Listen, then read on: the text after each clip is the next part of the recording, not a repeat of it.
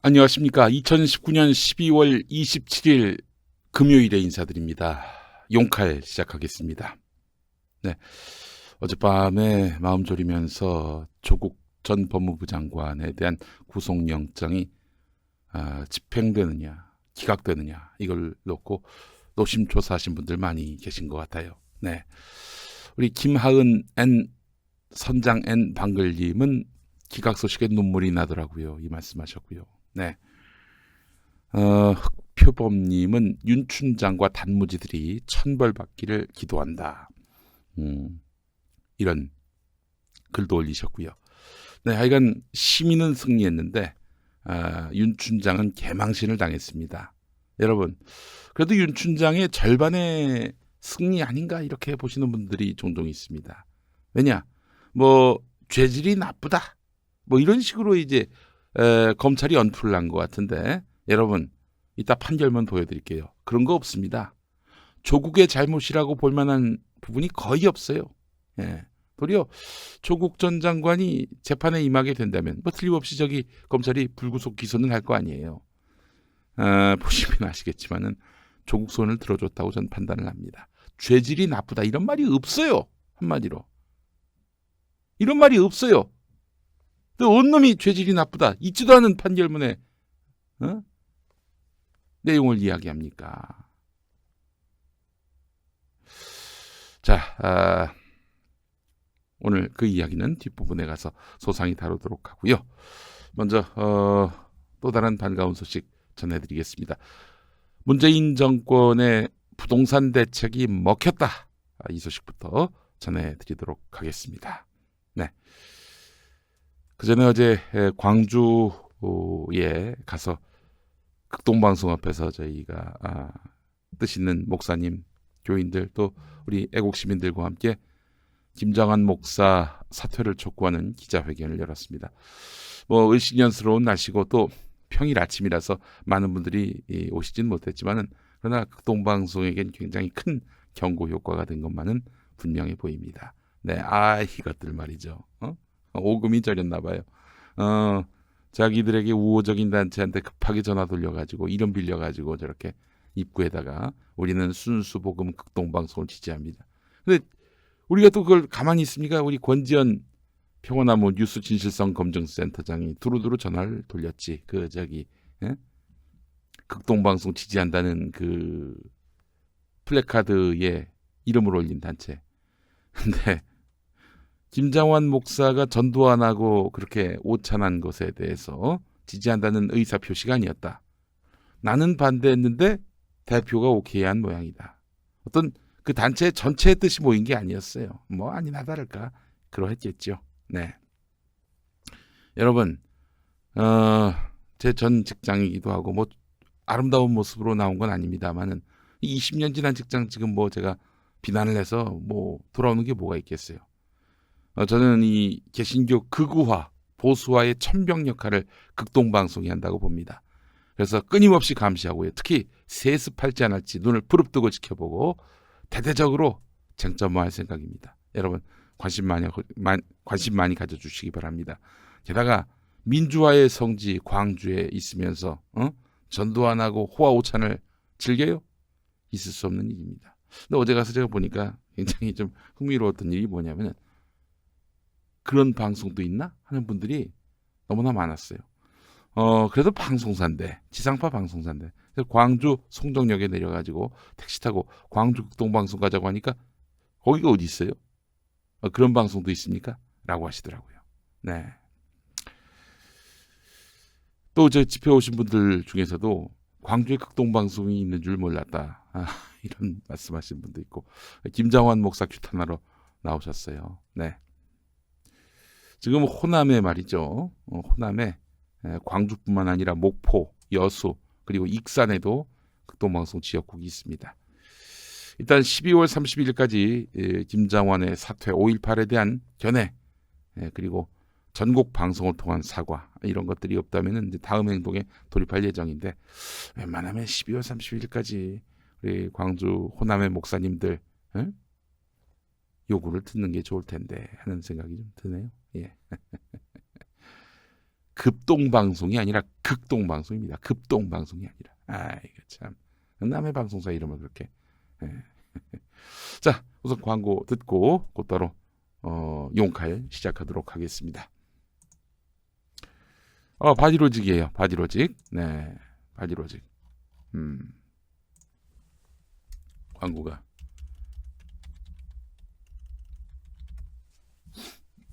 자, 몸의 중심인 골반을 바로잡는 바디로직. 이제 김용민닷컴에서도 만나보실 수 있죠. 가장 쉽고 가장 간단한 골반 교정 바디로직이 도와드립니다. 대부분 처음에는 그 효과를 의심하지만 한번 경험한 후에는 완전 반응이 달라집니다. 그만큼 착용 후 허리 통증이 줄었다는 얘기입니다. 바디로직 홈페이지에 올라오는 구매 후기들을 확인해 보시면 됩니다. 뭐 제가 이렇게 광고해봐야 뭐 당연히 광고 멘트는 좋은 얘기만 하겠지, 이런 생각이 드시죠?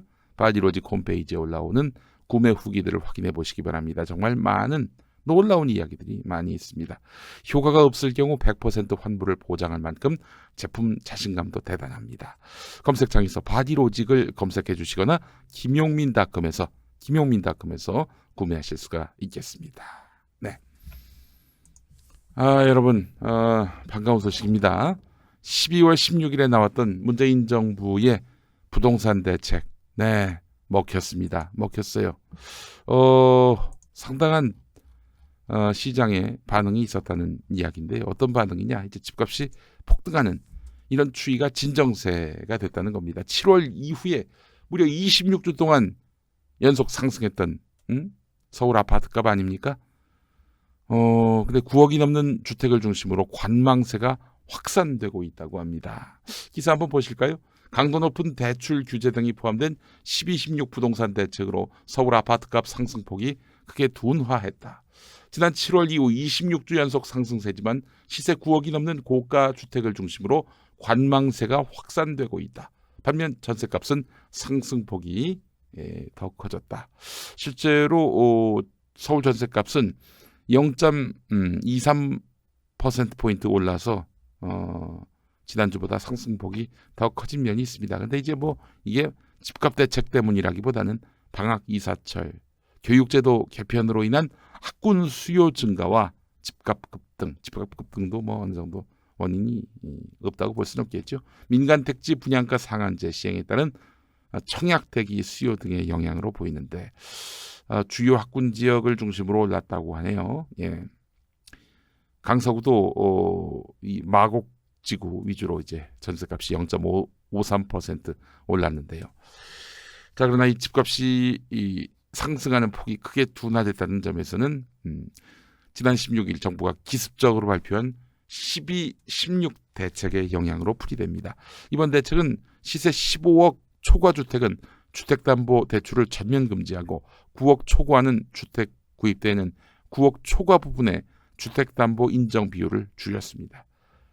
뭐 사실 이런 대책을 두고 그냥 뭐 솜방망이 대책 아니냐, 이렇게 보는 시각도 있더라고요. 근데 이제 뭐 대다수는 좀 센 대책이긴 하다, 이런 얘기를 했는데, 진작에 센 대책을 했었으면 얼마나 좋았을까. 18번이나 대책이 나오는 동안에 이 정책 규제에 대한 그런 신뢰 또는 어떤 경각심이라고 해야 될까요? 그런 것들이 많이 줄어들어서 좀 안타까웠습니다. 자, 이에 따라서 서울에서 강북, 노원, 동대문, 중랑구 등 집값이 대개 9억 원 이하로 저렴한 4개 구를 제외한 21개 구의 아파트값 상승폭이 감소했습니다. 네.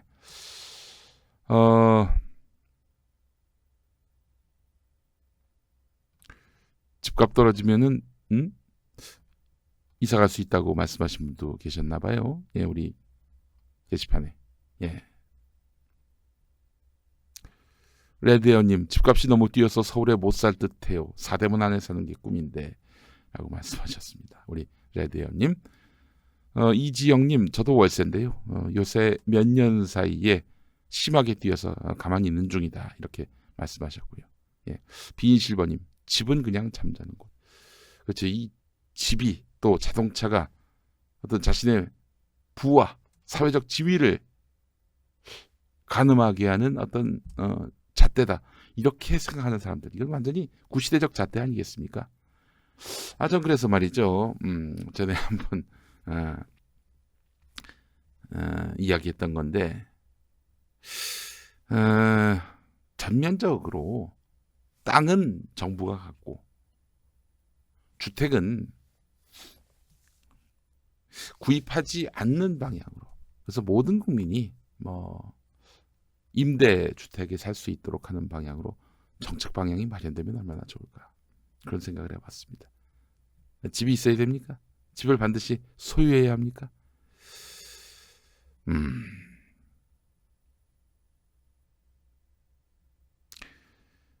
예준송님, 자동차와 집은 이동수단과 자고 쉬는 곳이라는 인식을 보편화해야 합니다라고 했는데, 저는 이 무인 자동차 시대, 무인 자동차는 이제 좀 말이 안 되는 거고, 무인 자동차가 무슨 의미가 있겠어요? 사람을 안 태우는데. 무인 자동차보다는 자율주행 자동차 시대가 오면은 이런 미친 집값은 좀 어느 정도 둔화되지 않겠는가, 훨씬 더 둔화되지 않겠는가 하는 그런 생각을 해봤어요. 뭐냐면은 자율주행 자동차면은 사실 우리가 서울로부터 먼 곳에 사는 게 부담스럽잖아요. 왜냐? 운전하는 데 들이는 그런 어떤 에너지, 또 운전하는 과정에서 벌어질 수 있는 사고의 위험성에 대한 여러 가지 걱정들. 근데 자율주행 자동차가 들어오면은 몇 시에 딱 집 앞에 도착하면은 타고 회사까지 가는 거예요. 그리고 이 차는 어디 아무데나 주차하고 있다가 또 내가 퇴근할 때 나타나고, 대리운전 직업이 없어지겠네. 예? 그렇죠. 럭키님 말씀처럼 자율주행이 오면은 택시도 기사도 없어질 듯, 이런 말씀하셨어요. 예. 집값이 요동을 치니 집이 있어야 한다고 아우성이죠, 라고 말씀하셨어요. 사랑공간님. 이 집값을 이제는 사람이 쉬고 자고 먹고 그리고 가족 애를 나누는 공간으로 새롭게 의미가 규정됐으면 좋겠습니다. 새롭게 의미가 규정되는 게 아니라 전통적인 그런 집의 기능이 그렇게 회복됐으면 좋겠습니다. 예. 르시님, 저도 자율운행 자동차 기다리고 있습니다. 이렇게 되면 예를 들어서 내가 천안에 살든지 오송에 살든지, 그러니까 경부선 라인에 있으면은 뭐 서울에 사는 거하고 큰 차이가 없을 수 있잖아요. 그러니까 이제 뭐 좀 더 잠이 부족하면은 차 안에서 잘 수도 있고, 또 뭐 차 안에서 식사도 할 수 있고, 그리고 또 이제 자율주행 자동차면은 이 교통 관제가 원활하게 돼가지고 자동차가 밀리는 길을 좀 피해갈 수 있든지 교통을 분산시킨다든지 이러면은 또 훨씬 더 효율적인 도로 소통도 가능할 것이고요. 뭐 그렇습니다. 자율주행 자동차 시대가 오면은 이런 집값 걱정도 어느 정도 뭐 해소되지 않겠는가 하는 그런 생각을 해보는데, 무엇보다도 집은 사는 것이 아니라 사는 곳이지요. 이거 좋네. 코스모스님 말씀처럼 집은 사는 것이 아니라 사는 곳이지요. 사다의 의미가 다르긴 합니다만. 네. 신양후님, 종부세 현실화를 통해서 지대의 땅값의 사회환원을 실현해서 국민들에게 복지라는 통로로 재분배해야 합니다. 이런 말씀해 주셨습니다. 네. 그리고 뭐 무엇보다도 이제 지역, 특히 강원도의 어떤 도서지방, 도서관이죠. 도서관이라. 강원도의 이제 벽지 지역 같은 경우에 평당 10,000원 합니다. 네. 그 여러 이제 개발이 안 된 동네 있잖아요. 그 중에서도 이제 자연환경을 보호하는 곳 말고, 예, 뭐 사는 사람들이 다 떠나가지고 텅텅 빈 이런 곳의 정주 여건을 대폭 강화를 해가지고 좋은 교육 여건, 좋은 보건 여건, 그리고 좋은 일자리 이런 것들을 만들어가지고 소규모의 혁신 도시를 만들어 가지고 정주하게끔 만드는. 그래서 수도권의 인구를 분산시키는 것이 제일 중요할 것 같아요. 네. 자, 그래서 지금 집값 오르는 거 이렇게 막는 것뿐만 아니라 지역으로 이전해도 별 손해 없이 잘 살 수 있는 그런 여건을 만드는 것이 좋지 않겠는가 하는 생각이 들고요. 예. SJA님은 김현미식 핀셋 규제는 안 됩니다라고 하셨고요. 이지영님 말씀처럼 정말 분산을 해야 합니다. 분산이 답이에요. 저는 집값 규제도 중요하지만 근본적으로 이 분산이 안 되는 순간, 분산이 안 되는 순간 이 집값 대책은 얼마 못 간다 이런 생각입니다. 레드연님, 노인들은 비용원 가까운 도시에 살아야 한다고. 그렇죠. 그래서 공중보건 시스템을 확충해가지고 노인분들이 병원 이용하는 데 있어서 어려움이 없도록 이렇게 해야 합니다. 네. 럭키님 말씀은 대학 평준화를 답하셨어요. 이제 대학 평준화라고 하는 것이 고등학교처럼 그 사는 동네 대학에 다니는 거예요. 물론 교육의 평준화까지 이루어져야 되겠죠. 어느 대학 들어가야, 특히 서울에 있는 대학에 들어가야 사람 구실한다 이런 잘못된 관념, 이걸 타파시키면 되는 겁니다. 수도권 집중화 현상 해결, 또 대학 서열화 이런 것들이 없어지지 않는 한 집값 또 교육의 불균등 현상, 이런 것들은 해소될 수가 없는 것이고요. 이 대책은 한시적일 수밖에 없다는 겁니다. 자, 하여간 12, 16 대책 일단 성공적으로 뿌리를 내리고 있는 것 같습니다. 관련해서 김기식 전 금융감독원장이 어제 KBS 1라디오 김경래의 최강시사에 나와서 한 말이 있습니다. 이분의 말은 이래요. 문재인 대통령은 노무현 대통령과는 달리 확실하게 부동산을 잡겠다, 집값을 잡겠다 이런 의지가 있는 것이다. 그래서 대통령의 의지가 빈말이 아니라 정말 진심이고 확고한 그런 소신이자 막중한 책임감을 느끼고 있는 이 정권의 어떤 존재의 의미와도 같은 정책이다라고 생각하고 있다. 이렇게 이야기를 했습니다. 직접 들어보실까요? 예. 이번에 시장에 준 가장 큰 효과는 개별 제도의 효과, 다시 말해서 예를 들어서 대출 규제라든가 이런 걸 통해서 돈의 흐름을, 금리를 손대지 못한 잠깐만요. 내가 잘못됐네. 높여가지고 다시. 이번에 시장에 준 가장 큰 효과는 개별 제도의 효과, 다시 말해서 예를 들어서 대출 규제라든가 이런 걸 통해서 돈의 흐름을, 금리를 손대지 못하는 조건에서 대출 규제를 통해서 돈의 흐름을 잡고 그 다음에 보유세를 높여가지고 혹은 양도소득세 이런 부분들에 있어서 세제 조치를 통해서 소위 투기적인 부동산 보유에 대해서는 이 세금으로 제재하는 이런 수단들이 강력히 동원되는데요. 그런 개별적인 내용보다 더 중요한 거는 이 정부가 이 의지가 간단치 않구나.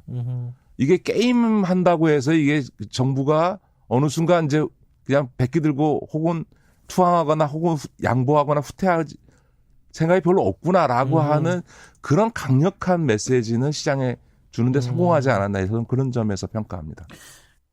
네, 그렇죠. 이 정부의 의지가 간단치 않구나. 이게 게임한다고 해서 정부가 어느 순간 그냥 백기를 들고 투항하거나 혹은 양보하거나 후퇴할 생각이 별로 없구나 하는 그런 강력한 메시지를 시장에 주는데 성공하지 않았나 이렇게 얘기했습니다. 네, 분명합니다. 문재인 대통령 집값 놓치지 않습니다. 네, 그냥 한적없이 오르도록 방치하지 않아요. 관료들을 지금 장악하고 있는 것 같아요. 여러분, 정말 아주 훌륭한 지금 대통령의 부동산에 대한 인식인 것 같습니다. 네. 국민과의 대화에서 이미 문재인 대통령이 공언을 했죠. 김기식 전 금융감독원장의 발언 함께 들어보셨습니다. 자, 그렇다면 누가 자꾸 이렇게 문재인 정부의 집값 정책을 흔드는가? 집값 정책을 흔들어 가지고 결국 정권이 망하길 바라는 거거든요. 얘네들이 지금 서민들의 그 집값 걱정, 이런 것들 관심 없어요. 이 친구들은 정권 망하는 게 관심이 있는 거지. 이 집값이 안정화돼 가지고 모두가 고루 행복하게 자기 집 갖고 잘 사는 나라. 이거 걔네들 안중에 없습니다. 자, 그것을 짚어내는 한겨레 곽정수 논설위원회 칼럼 두 페이지로 나눠서 한번 보도록 하겠습니다. 미친 집값 시장 자율에 맡기라는 미친 언론. 야, 미친 집값을 시장 자율에 맡기면 더 치솟고 더 폭등하지. 이 미친 놈들 진짜 정권 망하라고 아주 그냥 구슬하네요, 구슬. 네, 읽어보겠습니다. 보수 언론들은 사전 예고 없이 군사 작전하듯 했다라고 비난했다. 12월 16일에. 미친 집값을 잡으려면은 사전 예고 없이 군사 작전하듯 해야 되는 거 아닙니까? 아니 예를 들어서 어떤 강도가 있어요. 엄청난 무기를 갖고 있어. 그러면 사전 예고 없이 군사 작전하듯 들어가서 잡아가지고 체포를 해야지. 예고를 하고 선전포고를 하고 그리고 진입해? 정신 나간 자들 아닙니까? 그러니까 얘네들의 이 기본 인식, 이 수구 언론들의 기본 인식은 지금 이 집값이 미친 집값이 아니라는 거예요. 거친 공격은 이어졌다. 돈키호테가 따로 없는 중앙일보. 정부가 집값 불지르고 조선일보. 야, 언제 불질렀니? 얘네들은 이 심지어 집값 폭등을 다 정권의 책임으로 뒤집어 씌우려고 제대로 안 잡아가지고 폭등했다. 이런 얘기면 그래도 뭐 어느 정도 설득력이 있지만 언제 집값에 불을 질렀어? 문재인 정부는 서민들이 집 걱정 없이 살 수 있는 사회를 약속했다. 하지만 정권 초기 안이한 대응으로 투기 심리에 불을 댕겼다.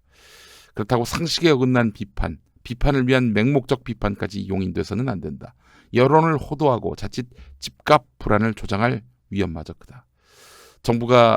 정부의 규제가 반시장적이고 오히려 집값 불안을 자극한다는 비난도 쏟아진다. 시장과 싸우지 말라는 교훈, 정부는 외면하나. 한국경제신문.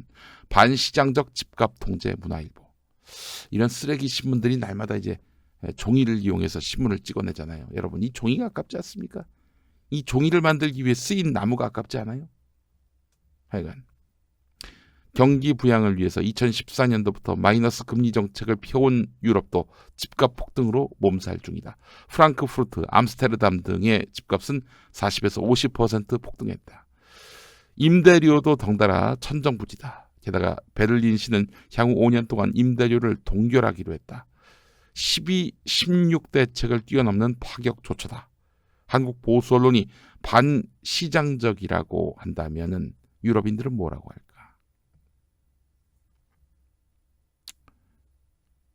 잘못된 시장이라면 싸우는 게 정부의 역할이죠. 누가 그 말씀하셨나? 우리 청자분, 야, 참 좋은 말씀 많이 하십니다. 우리 송예준님, 시장과 싸우는 것이 정부의 일이지, 이런 말씀을 하셨습니다. 예. 좋은 세상님, 어느 지방이 오르나요? 궁금. 사실 수도권의 얘기죠. 지방 집값 오른 곳이 우리 조은숙님은 대전, 서구, 유성구, 세종시 많이 오른다. 이런 말씀하셨는데. 네. 곽정수 논설위원 칼럼 계속 보겠습니다. 공급 확대론과 시장 자율론은 보수 언론의 단골 메뉴다. 강남 아파트 값 잡는 특효 처방은 공급 확대. 얘들 아직도 이런 노래 부르고 다녀요? 공급 확대? 부동산을 시장 흐름대로 가게 놔둬야. 중앙일보. 일반 재화는 장기적으로 수요 공급이 일치하는 선에서 가격이 결정된다. 하지만 주택은 수요가 있다고 해서 무한정 공급을 늘릴 수는 없다. 부동산 불패 신화까지 가세해서 주택을 쇼핑하듯 사모으는 다주택자도 활개친다. 11채 이상 집부자만 4만 명에 육박한다. 공급 부족? 웃기고 자빠졌네. 응? 공급 부족 같은 소리하고 자빠졌어. 응? 르시님, 여태까지 맡겨놔서 이렇게 된 거 아닌가? 결혼하고 집 가지고 싶은 분까지도 못 가지는. 예. 가진 놈들한테 막 토해내가지고 야 니들이 11채 다 살 거 아니잖아. 내놔 좀 시장에. 이러는 정부 조치가 뭐가 잘못된 겁니까? 어? 너만 사는 세상 아니잖아요. 어? 저렇게 집을 11채씩이나 쥐고 있는 4만 명. 여러분 4만 명 곱하기 11채 하면은 이게 44만 채입니까?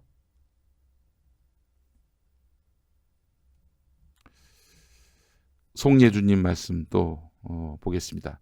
앞으로 빈집이 늘어날 텐데 일본도 변두리 지역 빈집 때문에 사회 문제가 된다고 합니다. 이미 저기 시사인에서 보도를 했잖아요.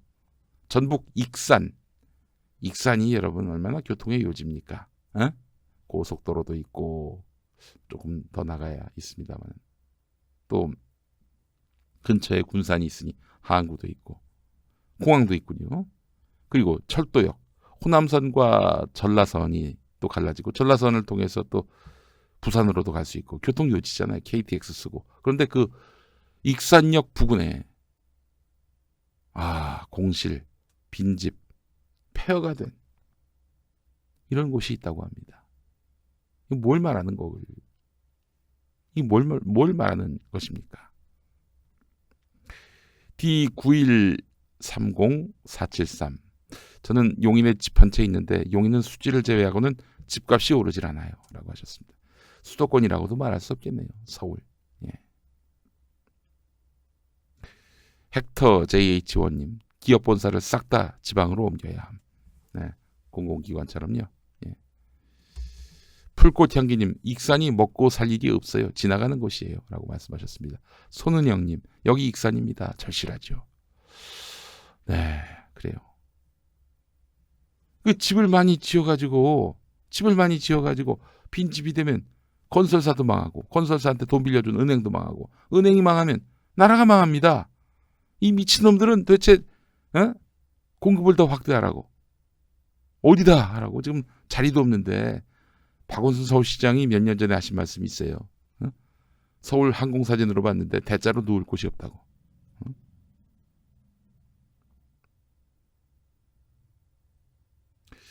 세금 폭탄론도 빠지지 않는다. 왜 국민에게 세금 폭탄 안기나. 조선일보.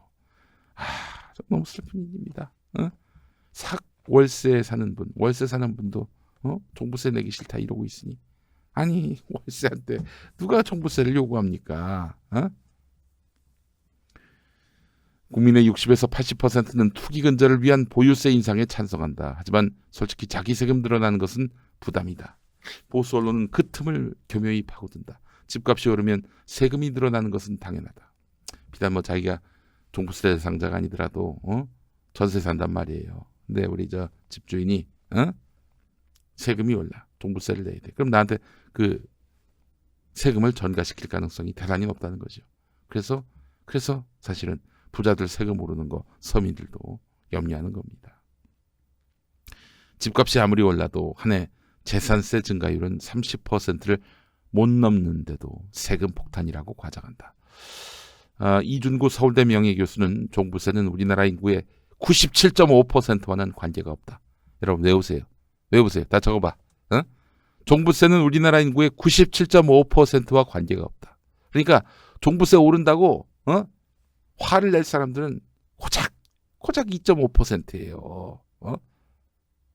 97.5% 화를 낼 이유가 없어. 97.5 빨리 써봐. 97.5. 외워야 돼. 어디 가서 세금 폭탄 운운하는 사람들한테 야 97.5에 너 속하잖아. 너 2.5야? 97.5 빨리 적어봐. 뭐 하는 거야 지금? 97.5. 감사합니다. 그래요. 97.5가 좀 연대를 해야 됩니다. 야 세금 좀 더 걷자. 더 걷어서 좋은 일에 좀 많이 쓰자. 97.5 적으시기 바랍니다. 그리고 97.3도 외우세요. KBS 1라디오 서울 주파수가 97.3입니다. 네, 1월 7일부터 또 청취율 조사 기간이 도래해요. 97.3으로 해가지고 1월 7일부터 한 2주 동안 전화가 오면 무조건 KBS 1라디오 김용민 라이브 오후 5시 5분 말씀해 주시면 감사하겠습니다. 예, 그래요. 종부세가 중산층의 세금 폭탄이라는 것은 보수 언론의 조작이다. 이렇게 꼬집었어요. 네, 맞습니다. 네. 부자들 세금 많이 걷는 거 너무 저기 뭐라 하지 마세요. 그걸 다 우리 없이 사는 국민들 나눠주기 위한 소득 재분배 효과. 거기에 초점이 있는 거지. 이 세금 걷어가지고 이명박이처럼 4대강 사업 빌미로 해가지고 지주머니 챙깁니까? 문재인 대통령이 그런 사람이에요? 이 정부에서 세금 들리는 건 박수를 좀 치셔도 돼. 뭐 남몰래 처먹는 새끼가 있으면 안 등지 처참당하지. 이게 가능할 일입니까? 예. 자, 그래요. 첫 번째 섹션이었습니다.